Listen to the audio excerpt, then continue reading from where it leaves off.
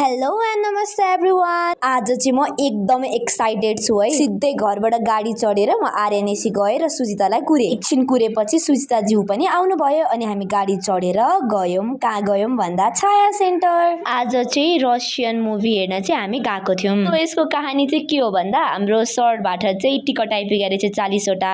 त्यो लाइक अब रसियन फिल्मसँग चाहिँ अब नेपाली फिल्म चाहिँ अब जस अब के हो त्यो राम्रोसँगले बुझिनँ होइन।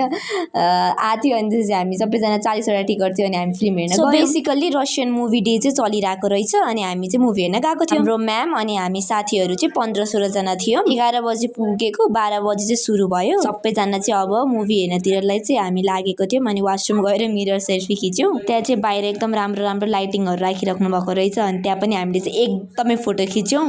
फोटोहरू खिचेपछि चाहिँ हामी चाहिँ ठ्याक्क मुभी हलभित्र छिर्यौँ अनि त्यसपछि मुभी हेर्न चाहिँ स्टार्ट गर्यौँ। मुभीको नाम थियो 3 of Us। यो चाहिँ बेसिकली रसियन कल्चरको बारेमा थियो जुन चाहिँ एकदमै सर्ट थियो र इन्ट्रेस्टिङ थियो। मुभी सकेर हामी बाहिर निस्क्यौँ। बाहिर निस्केपछि चाहिँ एकचोटि हाम्रो रिभ्यू पनि लिनुभएको थियो। रिभ्यू पनि दियौँ अनि त्यो दिइसकेपछि चाहिँ फेरि वासरुम गएर मिरर सेल्फी खिचेर चाहिँ हामी घरतिर लाग्यौँ। घर जानुभन्दा अगाडि त खाजा खाएर जानुपर्छ भनेर हामी खाजा खान चाहिँ हिँड्यौँ। हामी 3 जना चाहिँ बाटोमा ल्याङ गर्दै हिँड्दा थियौँ। हामी चाहिँ छाया सेन्टरदेखि आरएनएसीसम्म चाहिँ हिँड्दै आयौँ अनि त्यसपछि एउटा पसलमा गएर चाहिँ मोमो खायौँ अनि घर फर्क्यौँ। बाई।